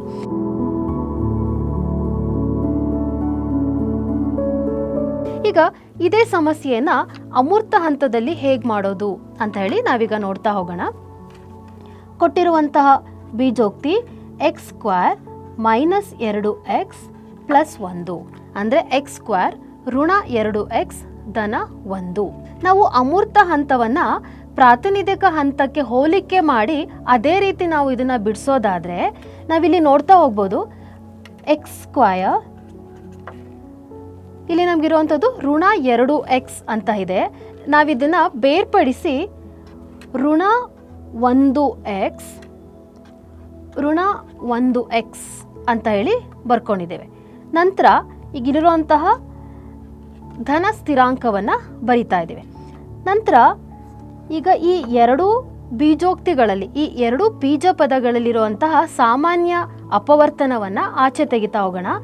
ಈ ಎರಡು ಬೀಜೋಕ್ತಿಯಲ್ಲಿರುವಂತಹ ಸಾಮಾನ್ಯ ಅಪವರ್ತನ x ಅನ್ನು ಹೊರಗಡೆ ತೆಗೆದಾಗ ಇಲ್ಲಿ ಉಳಿಯುವಂಥದ್ದು x ಋಣ 1. ನಮಗೆ ಇದನ್ನು ಗುಣಿಸಿದಾಗ ಪುನಃ ನಮಗೆ x² ಋಣ 1x ಬರಬೇಕಾಗಿದೆ. ಈಗ ನಾವು ಈ ಎರಡು ಬೀಜ ಪದಗಳಲ್ಲಿ ಸಾಮಾನ್ಯವಾಗಿರುವಂತಹ ಅಪವರ್ತನವನ್ನು ಹೊರಗಡೆ ತೆಗೆಯೋದಾದರೆ ನಮಗೆ 1 ಋಣ 1 ನಾವು ಆಚೆ ತೆಗೆದ್ರೆ ನಮಗೆ ಈಗ ಇಲ್ಲಿ ಉಳಿಯುವಂಥದ್ದು x. ನಮಗೆ ಇಲ್ಲಿ ಪುನಃ ಧನ ಚಿಹ್ನೆ ಬರಬೇಕು. ಹಾಗಾಗಿ ನಾವಿಲ್ಲಿ ಏನು ಮಾಡ್ತೀವಿ ಅಂತ ಹೇಳಿದ್ರೆ ಋಣ ಚಿಹ್ನೆಯನ್ನು ಹಾಕಿ 1 ಹಾಕಿದಾಗ ನಮ್ಗೆ ಏನು ಬರುತ್ತೆ ಅಂದರೆ ಈಗ ನಾವು ಇದನ್ನು ಗುಣಾಕಾರ ಮಾಡಿದ್ರೆ ನಮಗೆ ಇಂದಿನ ಹಂತದಲ್ಲಿರುವಂತಹ ಋಣ x ಮತ್ತು ಧನ 1 ಬರಬೇಕು. ಈಗ ಅದನ್ನು ಪರೀಕ್ಷೆ ಮಾಡ್ತಾ ಹೋಗೋಣ. ಋಣ 1 ಗುಣಿಸು ಧನ x ಅನ್ನು ಗುಣಾಕಾರ ಮಾಡಿದ್ರೆ ನಮಗೆ ಋಣ x ದೊರೀತಾ ಇದೆ. ಹಾಗೆ ಋಣ 1 ಗುಣಿಸು ಋಣ 1 ನ ಗುಣಾಕಾರ ಮಾಡಿದ್ರೆ ನಮಗೆ ಧನ 1 ಸಿಗ್ತಾ ಇದೆ. ಈಗ ಈ ಬೀಜೋಕ್ತಿಗಳಲ್ಲಿ x-1 x-1 ಎರಡು ಬಾರಿ ಇದೆ. ನಾವು ಅದನ್ನು ಒಮ್ಮೆ ಬರಿತಾ ಹೋಗೋಣ. ನಂತರ ಇಲ್ಲಿರುವಂತಹ x-1 ಮತ್ತೊಂದು ಬಾರಿ ಬರೆದಾಗ x-1 ಅಂತ ಹೇಳಿ ಆಗುತ್ತೆ. ಈಗ ಕೊಟ್ಟಿರುವ ಬೀಜೋಕ್ತಿ x² ಋಣ 2x ಧನ 1ರ ಅಪವರ್ತನಗಳು x-1 ಮತ್ತು x-1 ಅಂತ ಹೇಳಿ ನಾವು ಹೇಳ್ತಾ ಹೋಗ್ಬೋದು. ಈ ರೀತಿಯಾಗಿ ನಾವು ಅಮೂರ್ತ ಹಂತದಲ್ಲಿ ಕೊಟ್ಟಿರುವ ಬೀಜೋಕ್ತಿಗಳ ಅಪವರ್ತನವನ್ನು ಕಂಡುಹಿಡಿಬೋದು.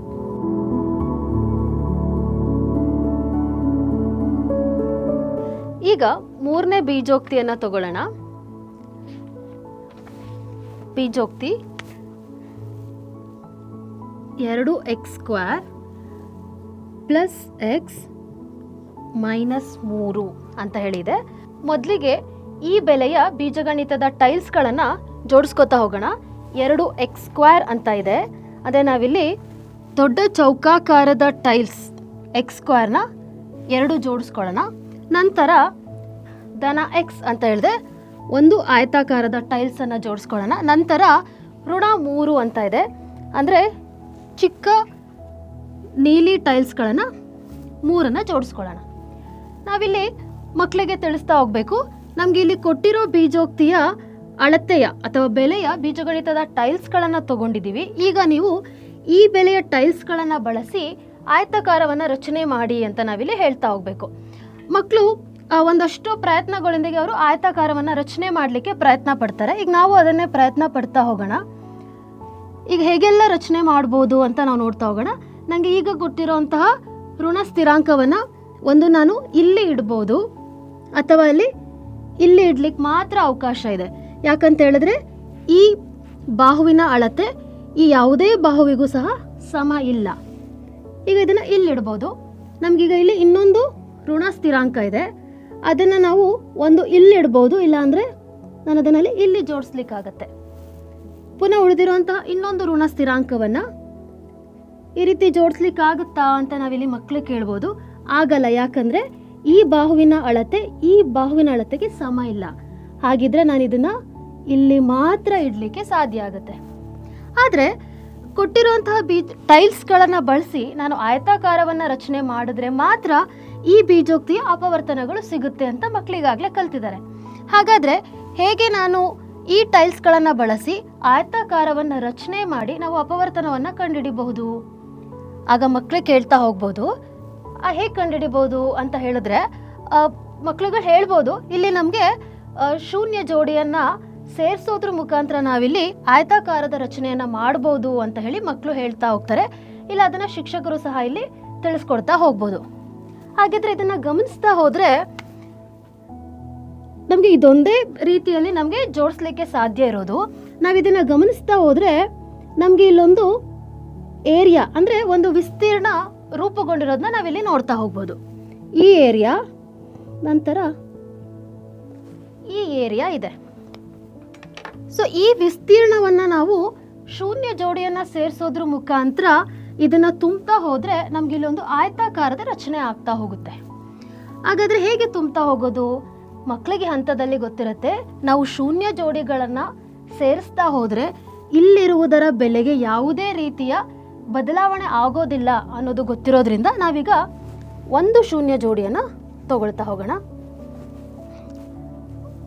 ನಾವಿಲ್ಲಿ ಪುನಃ ಮಕ್ಕಳಿಗೆ ಕೇಳಬೇಕು, 2 ಶೂನ್ಯ ಜೋಡಿಯನ್ನು ತೊಗೊಂಡಿದ್ದೀವಿ, ಎಲ್ಲಿಡ್ತಾ ಹೋಗ್ಬೋದು ಅಂತ ಹೇಳ್ಬೋದು. ನಾನು ಇದನ್ನು ಇಲ್ಲಿ ಈ ರೀತಿ ಇಡ್ಲಿಕ್ಕೆ ಆಗುತ್ತಾ? ಮಕ್ಕಳಿಗೆ ಇದನ್ನು ಇಲ್ಲಿ ಇಟ್ಟರೆ ಅವ್ರು ಪುನಃ ಅದನ್ನು ಗುಣಾಕಾರ ಮಾಡಿದಾಗ ಅದನ್ನು ಮಾಡ್ಲಿಕ್ಕೆ ಆಗುತ್ತಾ ಇಲ್ವಾ ಅನ್ನೋದನ್ನು ಅವರು ಪರೀಕ್ಷೆ ಮಾಡಲಿಕ್ಕೆ ನಾವಿಲ್ಲಿ ಹೇಳ್ತಾ ಹೋಗ್ಬೋದು. ನನಗೆ ಇಲ್ಲಿ ಒಂದು ಶೂನ್ಯ ಜೋಡಿಯನ್ನು ತೊಗೊಂಡಿದ್ದೀನಿ, ಅದನ್ನು ಧನವನ್ನು ಇಲ್ಲಿಡ್ತಾ ಹೋಗೋಣ, ಋಣವನ್ನು ಇಲ್ಲಿಟ್ಟಿದ್ದೀನಿ. ಪುನಃ ನಮ್ಗೆ ಇಲ್ಲಿ ಏನಾಗಿದೆ ಅಂದರೆ ಇನ್ನೂ ಖಾಲಿಯಾಗಿದೆ. ಪುನಃ ನಾವೀಗ ಇನ್ನೊಂದು ಶೂನ್ಯ ಜೋಡಿಯನ್ನು ತಗೊಳ್ತಾ ಹೋಗೋಣ. ಪುನಃ ಇಲ್ಲಿ ಧನವನ್ನು ಇಲ್ಲಿಡ್ತಾ ಹೋಗೋಣ, ಋಣವನ್ನು ಇಲ್ಲಿ ಸೇರಿಸೋಣ. ಈಗ ನಾವು ಗಮನಿಸಿದಾಗೆ ಒಂದು ಆಯತಾಕಾರದ ರಚನೆಯಾಗಿದೆ. ಈಗ ಈ ಆಯತಾಕಾರದಲ್ಲಿ ನಮಗೀಗಾಗಲೇ ತಿಳಿದಿರೋ ಹಾಗೆ ಈ ಆಯತಾಕಾರದಲ್ಲಿ 2 ಆಯಾಮದ ಉದ್ದ ಮತ್ತು ಅಗಲಗಳನ್ನು ಕಂಡುಹಿಡಿದ್ರೆ ನಮಗೆ ಕೊಟ್ಟಿರುವ ಬೀಜೋಕ್ತಿಯ ಅಪವರ್ತನಗಳು ಸಿಗುತ್ತೆ. ಈಗ ಅದನ್ನು ಕಂಡುಹಿಡಿಯೋಣ. ಈಗ ಇದರ ಬೆಲೆಯನ್ನು ನೋಡ್ತಾ ಹೋಗೋಣ. ಇಲ್ಲಿ ಎಕ್ಸ್ ಸ್ಕ್ವೇರ್ ತಗೊಂಡಿರೋದು, ಹಾಗಾಗಿ ಈ ಬಾಹುವಿನ ಅಳತೆ ಎಕ್ಸ್ ಅಂತ ಇಲ್ಲಿ ನಾವು ತಗೋಬೋದು. ಈಗ ಇಲ್ಲಿ ಎಕ್ಸ್ ಸ್ಕ್ವೇರ್ ಟೈಲ್ಸ್ ಇದೆ, ಹಾಗಾಗಿ ಈ ಬಾಹುವಿನ ಅಳತೆ ಎಕ್ಸಿಗೆ ಸಮ ಇರೋದ್ರಿಂದ ನಾವಿಲ್ಲಿ ಎಕ್ಸ್ ಅನ್ನು ಜೋಡಿಸ್ತಾ ಹೋಗೋಣ. ಇಲ್ಲಿ ಆಯತಾಕಾರದ ಟೈಲ್ಸ್ ಇದೆ, ಈ ಬಾಹುವಿನ ಅಳತೆ ಧನ ಸ್ಥಿರಾಂಕಕ್ಕೆ ಸಮ ಇದೆ, ಹಾಗಾಗಿ ನಾವಿಲ್ಲಿ ಒಂದು ಧನ ಸ್ಥಿರಾಂಕವನ್ನು ಇಡ್ತಾ ಹೋಗೋಣ. ಪುನಃ ಇಲ್ಲಿ ಧನ ಸ್ಥಿರಾಂಕ ಇದೆ, ನಂತರ ಧನ ಸ್ಥಿರಾಂಕ ಇದೆ. ನಂತರ ಈಗ ಈ ಅಗಲವನ್ನು ಗಮನಿಸ್ತಾ ಹೋಗೋಣ. ಇಲ್ಲಿ ಎಕ್ಸ್ ಸ್ಕ್ವೇರ್ ಇದೆ, ಈ ಬಾಹುವಿನ ಅಳತೆ ಎಕ್ಸ್ ಆಗಿದೆ. ಇಲ್ಲಿ ಗಮನಿಸಿದ್ರೆ ಇಲ್ಲಿ ಋಣ ಎಕ್ಸ್ ಇದೆ, ಹಾಗಾಗಿ ಈ ಬಾಹುವಿನ ಅಳತೆ ಋಣ ಸ್ಥಿರಾಂಕ 1ಕ್ಕೆ ಸಮನಾಗಿದೆ. ಹಾಗಾಗಿ ನಾವಿಲ್ಲಿ ಈ ಟೈಲ್ಸನ್ನು ಜೋಡಿಸ್ಕೋಬೇಕು. ಈಗ ಈ ವಿಸ್ತೀರ್ಣದ ಉದ್ದ ಮತ್ತು ಅಗಲದ ಬೆಲೆಯನ್ನು ನಾವೀಗ ಇಲ್ಲಿ ಬರಿತಾ ಹೋಗೋಣ. ಈಗ ಈ ಬೀಜಗಣಿತದ ಟೈಲ್ಸ್ನ ಬೆಲೆ ಧನ ಎಕ್ಸ್ ಮತ್ತು ಧನ ಎಕ್ಸ್ ಎರಡಿರೋದ್ರಿಂದ 2x ಅಂತ ಇದೆ. ಇಲ್ಲಿ 3 ಸ್ಥಿರಾಂಕ ಇದೆ, ಅಂದರೆ +3. ಇದನ್ನು ನಾವಿಲ್ಲಿ ಉದ್ದ ಅಂತ ಹೇಳಿ ಬರೆಯೋಣ. ಈಗ ಅಗಲ ಅಂದರೆ ಧನ ಎಕ್ಸ್ ಇದೆ, ನಂತರ ಇದರ ಬೆಲೆ ಋಣ 1 ಆಗಿದೆ. ಹಾಗಾಗಿ ಇದನ್ನು ನಾವು ಅಗಲ ಅಂತ ತಗೊಂಡ್ರೆ ಇದರ ಬೆಲೆ x-1 ಅಂತ ಹೇಳಿ ಆಗುತ್ತೆ.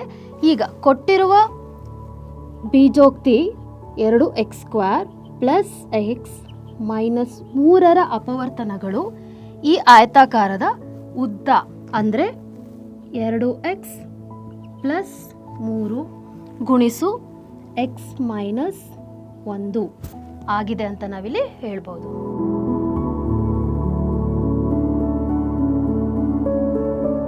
ಈಗ ಮೂರನೇ ಬೀಜೋಕ್ತಿ 2x² ಧನ x ಋಣ 3 ಅಂತ ಹೇಳಿ ಇದೆ. ಇದನ್ನು ನಾವು ಮೂರ್ತ ಹಂತದಲ್ಲಿ ಬೀಜಗಣಿತದ ಟೈಲ್ಸ್ಗಳನ್ನು ಸೇರಿಸಿ ಜೋಡಿಸುವಾಗ ನಮಗೆ ಟೈಲ್ಸ್ಗಳ ಅವಶ್ಯಕತೆ ಇದ್ದಿದ್ದರಿಂದ ನಾವು ಶೂನ್ಯ ಜೋಡಿಗಳನ್ನು ಸೇರಿಸಿ ನಾವು ಒಂದು ಆಯತಾಕಾರದ ರಚನೆಯನ್ನು ಮಾಡಿದ್ದೀವಿ. ನಾವು ಪ್ರಾತಿನಿಧಿಕ ಹಂತದಲ್ಲಿ ಇದನ್ನು ಮಾಡುವಾಗ ನೇರವಾಗಿಯೇ ಇದರ ಒಂದು ಆಯತಾಕಾರದ ರಚನೆಯನ್ನು ಮಾಡ್ತಾ ಹೋಗೋಣ. ನಮಗೆ ಬೇಕಾಗಿರುವಂಥದ್ದು 2x² ಅಂದರೆ ಧನ 2x² ಇದೆ, ಅದನ್ನು ನಾವಿಲ್ಲಿ ಪ್ರಾತಿನಿಧಿಕ ಹಂತದಲ್ಲಿ ಬರಿತಾ ಹೋಗೋಣ. ನಮಗೆ 2x² ಅಂದರೆ 2 ದೊಡ್ಡ ಚೌಕಾಕಾರದ ಟೈಲ್ಸ್ಗಳಿದೆ. ಈಗ 2x² ಅನ್ನು ಬರೆದಿದ್ದೀವಿ. ಈಗ ನಾವು ಧನ ಎಕ್ಸನ್ನು ಇಲ್ಲಿ ಜೋಡಿಸ್ತಾ ಹೋಗೋಣ. ನಂತರ ನಮಗೆ ಇಲ್ಲಿ ಋಣ 3 ಸ್ಥಿರಾಂಕಗಳಿದೆ, ನಾವು ಅದನ್ನು ಇಲ್ಲಿ ಈ ರೀತಿ ಜೋಡಿಸ್ತಾ ಹೋಗೋಣ. ನಾವೀಗಾಗಲೇ ಮೂರ್ತ ಹಂತದಲ್ಲಿ ಕೊಟ್ಟಿರುವ ಬೀಜೋಕ್ತಿಯ ಬೀಜಗಣಿತದ ಟೈಲ್ಸ್ಗಳನ್ನು ಬಳಕೆ ಮಾಡಿ ನಮಗಿಲ್ಲಿ ಆಯತಾಕಾರವನ್ನು ರಚನೆ ಮಾಡಲಿಕ್ಕೆ ಆಗಲಿಲ್ಲ. ಆಗ ನಾವೇನು ಮಾಡಿದ್ವಿ ಅಂದರೆ ಇಲ್ಲಿ ಶೂನ್ಯ ಜೋಡಿಗಳನ್ನು ಸೇರಿಸ್ತಾ ಹೋದ್ವಿ. ಈಗ ಅದೇ ರೀತಿ ನಾವಿಲ್ಲಿ ಶೂನ್ಯ ಜೋಡಿಗಳನ್ನು ಸೇರಿಸ್ತಾ ಹೋಗೋಣ. ನಾವಿಲ್ಲಿ ಧನ ಎಕ್ಸನ್ನು ಇಲ್ಲಿ ಸೇರಿಸೋಣ, ಇಲ್ಲಿ ಋಣ ಎಕ್ಸನ್ನು ಸೇರಿಸ್ತಾ ಹೋಗೋಣ. ಹಾಗೆ ಇಲ್ಲಿ ಧನ ಎಕ್ಸ್, ಇಲ್ಲಿ ಋಣ ಎಕ್ಸನ್ನು ಸೇರಿಸಿ ಈಗ ನಾವಿಲ್ಲಿ ಒಂದು ಆಯತಾಕಾರದ ರಚನೆಯನ್ನು ಮಾಡಿದ್ವಿ. ಈಗ ಈ ಆಯತಾಕಾರದ ರಚನೆಯನ್ನು ಮಾಡಿದ ಮೇಲೆ ಇದರ ಒಂದು ಬದಿಯ ಉದ್ದ ಮತ್ತು ಅಗಲ, ಈ ಆಯತಾಕಾರದ 2 ಆಯಾಮದಲ್ಲಿ ಉದ್ದ ಮತ್ತು ಅಗಲಗಳು ಈ ಕೊಟ್ಟಿರುವ ಬೀಜೋಕ್ತಿಗಳ ಅಪವರ್ತನಗಳಾಗಿರುತ್ತೆ ಅನ್ನೋದನ್ನು ನಾವೀಗ ತಿಳ್ಕೊಂಡಿದ್ದೀವಿ. ಈಗ ಇದರ ಉದ್ದ ಮತ್ತು ಅಗಲಗಳನ್ನು ಕಂಡುಹಿಡಿತಾ ಹೋಗೋಣ. ಇದರ ಬೆಲೆ ಧನ ಎಕ್ಸ್, ಇಲ್ಲಿ ಧನ 1 ಅಂದರೆ ಇಲ್ಲಿ 3 ಧನ ಸ್ಥಿರಾಂಕಗಳು ಬರ್ತಾ ಹೋಗುತ್ತೆ. ಇದರ ಬೆಲೆ x ಮತ್ತು x ಅಂದರೆ ಇದನ್ನು ನಾವು ಉದ್ದ ಅಂತ ಪರಿಗಣಿಸಿದ್ರೆ 2x ಮತ್ತು ಧನ 3 ಸ್ಥಿರಾಂಕ ಅಂತ ಆಗಿದೆ. ಈಗ ನಾವು ಅಗಲವನ್ನು ಕಂಡುಹಿಡಿತಾ ಹೋಗೋಣ. ನಾವಿಲ್ಲಿ 1 ಧನ ಎಕ್ಸ್ ಟೈಲ್ಸನ್ನು ಇಡೋಣ. ನಾವು ಇಲ್ಲಿ ಇಡಬೇಕಾಗಿರುವಂಥದ್ದು ಋಣ 1. ಈಗ ಇದನ್ನು ಅಗಲ ಅಂತ ಹೇಳಿ ಪರಿಗಣಿಸೋದಾದರೆ ಇದರ ಬೆಲೆ x ಋಣ 1 ಅಂತ ಹೇಳಿ ಆಗುತ್ತೆ. ಈಗ ನಾವು ಕೊಟ್ಟಿರುವ ಬೀಜೋಕ್ತಿ 2x² ಧನ x ಋಣ 3ರ ಅಪವರ್ತನಗಳು 2x ಧನ 3 ಗುಣಿಸು x ಮೈನಸ್ 1 ಅಂತ ಹೇಳಿ ಆಗತ್ತೆ. ಈ ರೀತಿಯಾಗಿ ನಾವು ಪ್ರಾತಿನಿಧಿಕ ಹಂತದಲ್ಲಿ ಕೊಟ್ಟಿರೋ ಬೀಜೋಕ್ತಿಯ ಅಪವರ್ತನವನ್ನು ಕಂಡುಹಿಡಿಬೋದು.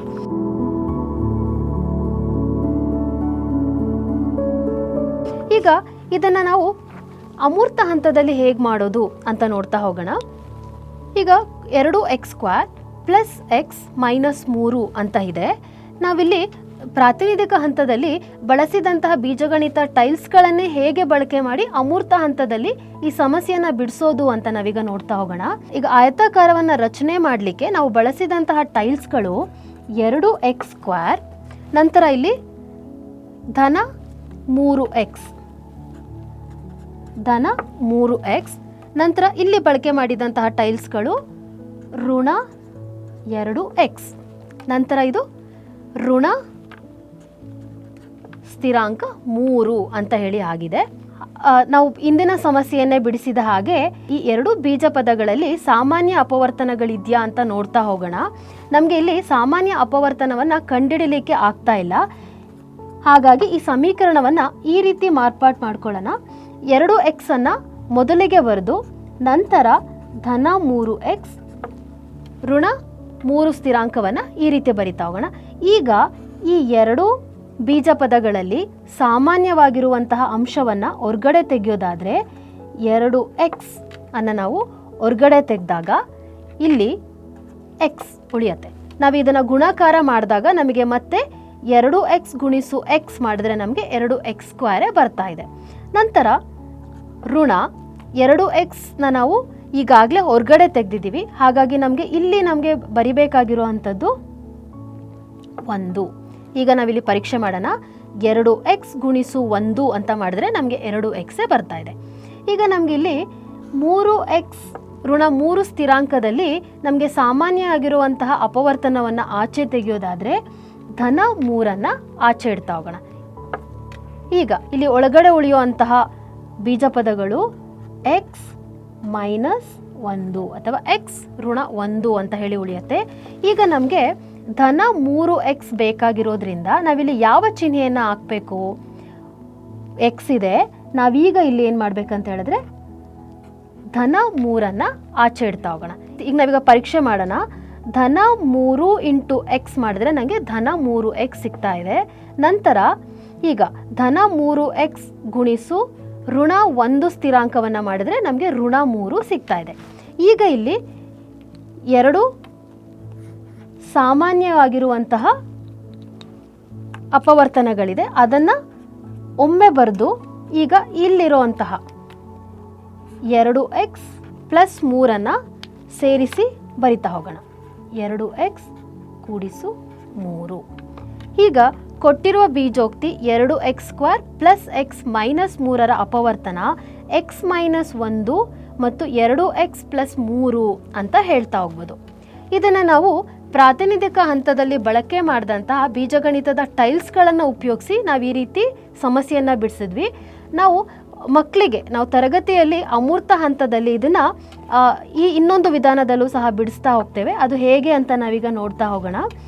ಕೊಟ್ಟಿರುವ ಬೀಜೋಕ್ತಿ 2x² ಪ್ಲಸ್ x ಮೈನಸ್ 3 ಅಂತ ಇದೆ. ನಾವಿದನ್ನು ನೇರವಾಗಿ ಹೇಗೆ ಹೇಳ್ತೀವಿ ಅಂದರೆ ಇಲ್ಲಿ ಕೊಟ್ಟಿರುವಂತಹ ಮೊದಲನೇ ಬೀಜ ಪದ ಹಾಗೂ ಕೊನೆಯ ಬೀಜ ಪದವನ್ನು ಮೊದಲಿಗೆ ಗುಣಿಸ್ಕೊತಾ ಹೋಗಬೇಕು.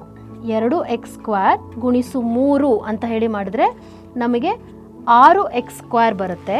ಅದನ್ನು ನಾವು ಈ ರೀತಿ ಬಿಡಿಸಿದಾಗ ನಮಗೆ ಅದನ್ನು ಗುಣಿಸಿದಾಗ ನಮಗೆ ಉತ್ತರ 6x² ಬರಬೇಕು. ಹಾಗೂ ಅದನ್ನು ಸಂಕಲನ ಅಥವಾ ವ್ಯವಕಲನವನ್ನು ಮಾಡಿದಾಗ ನಮಗೆ ಇಲ್ಲಿ ಮಧ್ಯದಲ್ಲಿರುವಂತಹ ಬೀಜ ಪದ ಬರೋ ಹಾಗೆ ನಾವೀಗ ಎರಡು ಅಪವರ್ತನಗಳನ್ನು ಕಂಡುಹಿಡಿಬೇಕು ಅಂತ ಮಕ್ಕಳಿಗೆ ಹೇಳ್ತಾ ಹೋಗಬೇಕು. ಯಾಕೆ ಈ ಹಂತವನ್ನು ಇಲ್ಲಿ ಮಾಡ್ತೀವಿ ಅನ್ನೋದು ನಮಗೆ ಮೂರ್ತ ಹಂತ ಮತ್ತು ಪ್ರಾತಿನಿಧಿಕ ಹಂತದಲ್ಲಿ ಮಕ್ಕಳು ಇದನ್ನು ನೇರವಾಗಿ ಇಲ್ಲಿ ನೋಡ್ತಾ ಹೋಗ್ಬೋದು. ಹೇಗೆ ಮಾಡಿದ್ವಿ? 6x² ಬರಲಿಕ್ಕೆ ನಮಗೆ 3x ಮತ್ತು ಮೈನಸ್ 2x ಅನ್ನು ನಾವಿಲ್ಲಿ ಗುಣಾಕಾರವನ್ನು ಮಾಡ್ತಾ ಹೋಗೋಣ. ಧನ 3x ಋಣ 2x ನಾವಿಲ್ಲಿ ನೋಡ್ತಾ ಹೋಗ್ಬೋದು. ಈ ಎರಡನ್ನು ಗುಣಾಕಾರ ಮಾಡಿದ್ರೆ ನಮಗೆ 6x² ಸಿಗ್ತಾ ಇದೆ. 3 ಗುಣಿಸು ಋಣ 2 ಮಾಡಿದ್ರೆ 6x² ಅನ್ನೋದು ನಮಗೆ ಸಿಗ್ತಾ ಇದೆ. x ಇಂಟು x² ಬರುತ್ತೆ. ಈಗ ಈ ಎರಡರ ಸಂಕಲನವನ್ನು ಮಾಡಿದಾಗ ನಮಗಿಲ್ಲಿ ಧನ x ಅಂತ ಹೇಳಿ ಬರ್ತಾ ಇದೆ. ಈಗ ಇದನ್ನು ನಾವೀಗ ಇಲ್ಲಿ ಬರಿತಾ ಹೋಗೋಣ. 2x², ಈ ಮಧ್ಯದ ಬೀಜ ಪದದಲ್ಲಿರುವಂತಹ ಎಕ್ಸ್ನ ಬದಲಿಗೆ ನಾವು ಧನ 3x ಋಣ 2x ಋಣ 3 ಸ್ಥಿರಾಂಕ ಅಂತ ಹೇಳಿ ಬರಿತಾ ಇದ್ದೀವಿ. ನಾವೀಗ ಇದೇ ಹಂತವನ್ನು ನಾವು ಪುನಃ ಇಲ್ಲಿ ಪುನರಾವರ್ತಿಸ್ತಾ ಹೋಗ್ತೀವಿ. ನಮಗಿಲ್ಲಿ ಸಾಮಾನ್ಯವನ್ನು ಕಂಡುಹಿಡಲಿಕ್ಕೆ ಆಗದೇ ಇರೋದ್ರಿಂದ 2x², ಈಗ ಇಲ್ಲಿ ಮೊದಲಿಗೆ ನಾನು 2x ಅನ್ನು ಬರೆದು ನಂತರ ಧನ 3x ಋಣ 3 ಸ್ಥಿರಾಂಕವನ್ನು ಬರಿತಾ ಹೋಗೋಣ. ಈಗ ಇಲ್ಲಿ ಇರುವಂತಹ ಸಾಮಾನ್ಯ ಅಪವರ್ತನವನ್ನು ಆಚೆ ತಗೊಳ್ಳೋಣ. 2x ಆಚೆ ಬರೆದಾಗ ನಮಗಿಲ್ಲಿ x-1 ಅಂತ ಹೇಳಿ ಉಳಿಯುತ್ತೆ. ಈಗ ಇಲ್ಲಿ ಧನ 3ಅನ್ನು ಹೊರಗಡೆ ಬರೆದಾಗ ಇಲ್ಲಿ x-1 ಅಂತ ಹೇಳಿ ಬರಿತಾ ಹೋಗ್ಬೋದು. ಈ ಹಂತದಲ್ಲಿ ನಾವು ಇದನ್ನು ಗುಣಾಕಾರ ಮಾಡಿದ್ರೆ ನಮಗೆ ಇಂದಿನ ಹಂತ ಬರ್ತಾ ಇದೆಯಾ ಅಂತ ನಾವು ಮಕ್ಕಳಿಗೆ ಪರೀಕ್ಷಿಸಿಕೊಳ್ಳಿಕ್ಕೆ ನಾವು ಈ ಹಂತದಲ್ಲಿ ಹೇಳ್ತಾ ಹೋಗ್ಬೋದು. ಈಗ ನಾವಿದನ್ನು ಸಾಮಾನ್ಯಕರಿಸಿ ಬರೆದಾಗ x-1 ನಂತರ 2x + 3 ಅಂತ ಹೇಳಿ ಸಿಗ್ತಾ ಹೋಗುತ್ತೆ. ಈಗ x-1 ಮತ್ತು 2x + 3ಅನ್ನು ಕೊಟ್ಟಿರುವ ದತ್ತ ಬೀಜೋಕ್ತಿಯ ಅಪವರ್ತನಗಳು ಅಂತ ಹೇಳಿ ಹೇಳ್ತಾ ಹೋಗ್ಬೋದು.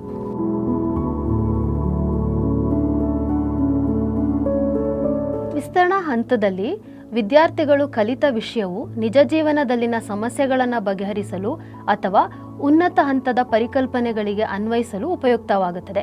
ಇದಕ್ಕೆ ಸಂಬಂಧಿಸಿದಂತಹ ಕೆಲವು ಉದಾಹರಣೆಗಳನ್ನು ನಾವೀಗ ನೋಡ್ತಾ ಹೋಗೋಣ. ಉದಾಹರಣೆಗೆ, ಒಂದು ಆಯತಾಕಾರದ ಹೊಲವನ್ನು 2 ಭಾಗಗಳಾಗಿ ಹಂಚಬೇಕಾಗಿದೆ ಅಂತ ಅಂದ್ಕೊಳ್ಳೋಣ. ಈಗ ಒಂದು ಆಯತಾಕಾರದ ಹೊಲದ ಉದ್ದ x+5 ಮೀಟರ್ ಇದೆ, ಅದರ ಅಗಲ x ಮೀಟರ್ ಇದೆ ಅಂತ ಅಂದ್ಕೊಳ್ಳೋದಾದರೆ ಅದರ ವಿಸ್ತೀರ್ಣವನ್ನು ನಾವು ಉದ್ದ ಮತ್ತು ಅಗಲವನ್ನು ಗುಣಿಸುವುದರ ಮುಖಾಂತರ ಕಂಡುಹಿಡಿತಾ ಹೋಗ್ಬೋದು. x × x+5 ಅಂತ ಮಾಡಿದಾಗ ನಮಗೆ x⁻2 + 5x ಮೀಟರ್ ಸ್ಕ್ವೇರ್ ಅಂತ ಹೇಳಿ ಆಗುತ್ತೆ. ಇದು ಬೀಜೋಕ್ತಿಗಳ ಅಪವರ್ತಿಸುವಿಕೆಗೆ ಒಂದು ಉದಾಹರಣೆಯಾಗಿದೆ. ಈಗ ಇನ್ನೊಂದು ಉದಾಹರಣೆಯನ್ನು ನೋಡೋಣ. ಒಂದು ಕೋಣೆಯ ಉದ್ದ ಮತ್ತು ಅಗಲನ ತಾತ್ಕಾಲಿಕವಾಗಿ ನಾವು ಒಂದು ಚರಾಕ್ಷರದಲ್ಲಿ ಈ ರೂಪದಲ್ಲಿ ಬರಿತಾ ಹೋಗ್ಬೋದು. ಉದ್ದ x+3 ಮೀಟರ್ ಅಂತ ತಗೊಳ್ಳೋಣ. ಅದರ ಅಗಲವನ್ನು x-2 ಮೀಟರ್ ಅಂತ ಹೇಳಿ ತಗೊಳ್ಳೋಣ. ಇದರ ವಿಸ್ತೀರ್ಣ x+3 × x-2 ಅಂತ ಮಾಡಿದ್ರೆ x² ಧನ x ಋಣ 6 ಅಂತ ಹೇಳಿ ಬರ್ತಾ ಹೋಗುತ್ತೆ. ಇದನ್ನು ಮೀಟರ್ ಸ್ಕ್ವೇರ್ ಅಂತ ಹೇಳಿ ಬರಿತಾ ಹೋಗ್ತೇವೆ. ಈಗ ಇನ್ನೊಂದು ಉದಾಹರಣೆಯನ್ನು ನೋಡೋಣ. ನಾವು ನಮ್ಮ ಖರ್ಚನ್ನು ಸಹ ಒಂದು ಚರಾಕ್ಷರ ಎಕ್ಸ್ನ ರೂಪದಲ್ಲಿ ನಾವು ವ್ಯಕ್ತಪಡಿಸ್ತಾ ಹೋಗ್ಬೋದು. ಉದಾಹರಣೆಗೆ, ವಿಷ್ಣು ಪ್ರತಿದಿನ ರೂಪಾಯಿ ಖರ್ಚು ಮಾಡ್ತಾ ಇದ್ದಾನೆ ಅಂತ ಅಂದ್ಕೊಳ್ಳೋಣ. ಅವನ ಖರ್ಚನ್ನು ನಾವು ವಾರದ ಲೆಕ್ಕದಲ್ಲಿ ಲೆಕ್ಕ ಮಾಡೋದಾದರೆ ಅಂದರೆ 7x + 14 ಅಂತ ಹೇಳಿ ಬರಿತಾ ಹೋಗ್ತೇವೆ. ಇದರ ಅಪವರ್ತನವನ್ನು ಕಂಡುಹಿಡಿಯೋದಾದರೆ 7 × x+2 ಅಂತ ಹೇಳಿ ಬರಿತಾ ಹೋಗ್ಬೋದು. ಇಲ್ಲಿ ಈ ಬೀಜೋಕ್ತಿಯನ್ನು ಅಪವರ್ತಿಸಿದಾಗ ನಮಗೆ 7 ಮತ್ತು x+2 ಅಂತ ಹೇಳಿ ದೊರೀತಾ ಹೋಗುತ್ತೆ.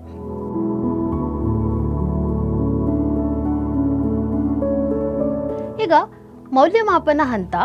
ನಾವಿಲ್ಲಿ ಪ್ರಶ್ನೆಗಳ ಮೂಲಕನೂ ಸಹ ಮೌಲ್ಯಮಾಪನವನ್ನು ಮಾಡ್ತಾ ಹೋಗ್ಬೋದು. ಅದಕ್ಕೆ ನಾವು ಈ ರೀತಿಯ ಪ್ರಶ್ನೆಗಳನ್ನು ಕೇಳ್ತಾ ಹೋಗ್ಬೋದು. 4x² + 12x + 5 ಇದನ್ನು ಅಪವರ್ತಿಸಿ. ನಂತರ x² + 6x + 8 ಈ ರೀತಿಯ ಸಮಸ್ಯೆಗಳನ್ನು ಸಹ ನಾವಿಲ್ಲಿ ಮೌಲ್ಯಮಾಪನ ಹಂತದಲ್ಲಿ ಕೇಳ್ತಾ ಹೋಗ್ಬೋದು. ಇದಲ್ಲದೆ ಪಠ್ಯಪುಸ್ತಕದ ಅಭ್ಯಾಸವನ್ನು ಸಹ ನಾವಿಲ್ಲಿ ಮಾಡಿಸ್ತಾ ಹೋಗ್ಬೋದು. ಹಾಗೂ ಈ ಪರಿಕಲ್ಪನೆಗೆ ಸಂಬಂಧಿಸಿದಂತಹ ಬಿಲ್ಡಿಂಗ್ ಬ್ಲಾಕ್ಸ್ ಆಟಗಳನ್ನು ಸಹ ನಾವಿಲ್ಲಿ ಆಟ ಆಡಿಸ್ತಾ ಹೋಗ್ಬೋದು. ಇದಕ್ಕೆ ಸಂಬಂಧಪಟ್ಟಂತಹ ಬಿಲ್ಡಿಂಗ್ ಬ್ಲಾಕ್ಸ್ ಆಟಗಳು ಈ ರೀತಿಯಾಗಿದೆ.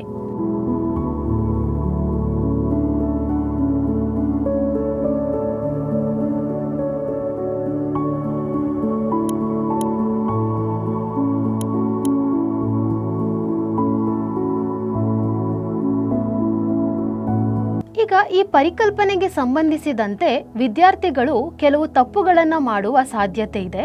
ತಪ್ಪು ಪರಿಕಲ್ಪನೆಗಳ ಪಟ್ಟಿ ಈ ಕೆಳಗಿನಂತಿದೆ. ಮೊದಲಿಗೆ ಬೀಜೋಕ್ತಿಗಳ ಅಪವರ್ತನವನ್ನು ಮಾಡುವಾಗ ಬೀಜೋಕ್ತಿಗಳ ಗುಣಾಕಾರ ಮತ್ತು ಭಾಗಾಕಾರವನ್ನು ವಿಸ್ತೀರ್ಣ ವಿಧಾನದಲ್ಲಿ ಕಲಿತಿರುವುದು ತುಂಬ ಮುಖ್ಯವಾಗಿರುತ್ತದೆ. ಹಾಗೂ ಮಕ್ಕಳಿಗೆ ಸರಳವಾದಂತಹ ಸಮಸ್ಯೆಗಳನ್ನು ಮೂರ್ತ ಹಂತದಲ್ಲಿ ಪರಿಚಯಿಸಿ ಅಪವರ್ತನದ ಎಲ್ಲ ಸಮಸ್ಯೆಗಳನ್ನು ಬೀಜಗಣಿತದ ಟೈಲ್ಸ್ಗಳನ್ನು ಬಳಸಿ ಬಗೆಹರಿಸಲು ಸಾಧ್ಯವಿಲ್ಲ. ಆದ್ದರಿಂದ ನಾವು ಹೆಚ್ಚಿನ ಉದಾಹರಣೆಗಳನ್ನು ಅಮೂರ್ತದಲ್ಲಿಯೇ ಅಭ್ಯಸಿಸುವುದು ತುಂಬ ಮುಖ್ಯವಾಗುತ್ತೆ.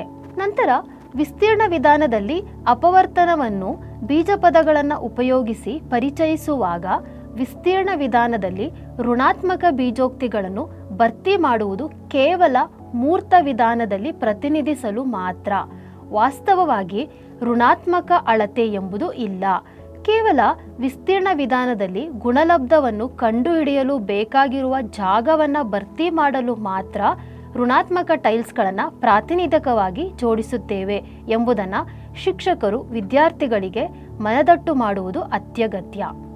ನಂತರ ನಾವು ಇಲ್ಲಿ ಗಮನಿಸಬೇಕಾದಂತಹ ಒಂದು ಅಂಶ ಎಂದರೆ ಈ ಎಕ್ಸ್ನ ಬೆಲೆಯಲ್ಲಿ ಈ ಉದ್ದವು ಈ 3 ಸ್ಥಿರಾಂಕದ ಬೆಲೆಗೆ ಸಮನಾಗಿರುವುದಿಲ್ಲ ಅನ್ನೋದನ್ನು ನಾವಿಲ್ಲಿ ಮಕ್ಕಳಿಗೆ ಮನವರಿಕೆ ಮಾಡಿಕೊಡ್ಬೇಕಾಗಿದೆ. ನಂತರ ಬೀಜೋಕ್ತಿಗಳ ಅಪವರ್ತನ ಮಾಡುವಾಗ ಋಣಾತ್ಮಕ ಪದಗಳ ಜೊತೆ ಋಣಾತ್ಮಕ ಚಿಹ್ನೆ ಬಂದರೆ ಚಿಹ್ನೆಯನ್ನು ಅನ್ವಯ ಮಾಡುವುದರಲ್ಲಿ ಸ್ವಲ್ಪ ಜಾಗರೂಕತೆಯಿಂದ ಇರುವುದು ಒಳ್ಳೆಯದು. ಅದಕ್ಕೆ ಹೆಚ್ಚಿನ ಅಭ್ಯಾಸವನ್ನು ಶಿಕ್ಷಕರು ತರಗತಿಯಲ್ಲಿ ಮಾಡಿಸುವುದು ಉತ್ತಮ. ಅಲ್ಲದೆ ನಾವಿಲ್ಲಿ ನೆನಪಿಡಬೇಕಾದಂತಹ ಅಂಶ ಅಂದರೆ ವಿದ್ಯಾರ್ಥಿಗಳು ಈ ನಿಯಮವನ್ನು ತಿಳಿದಿರುವುದು ಅಗತ್ಯವಾಗಿದೆ.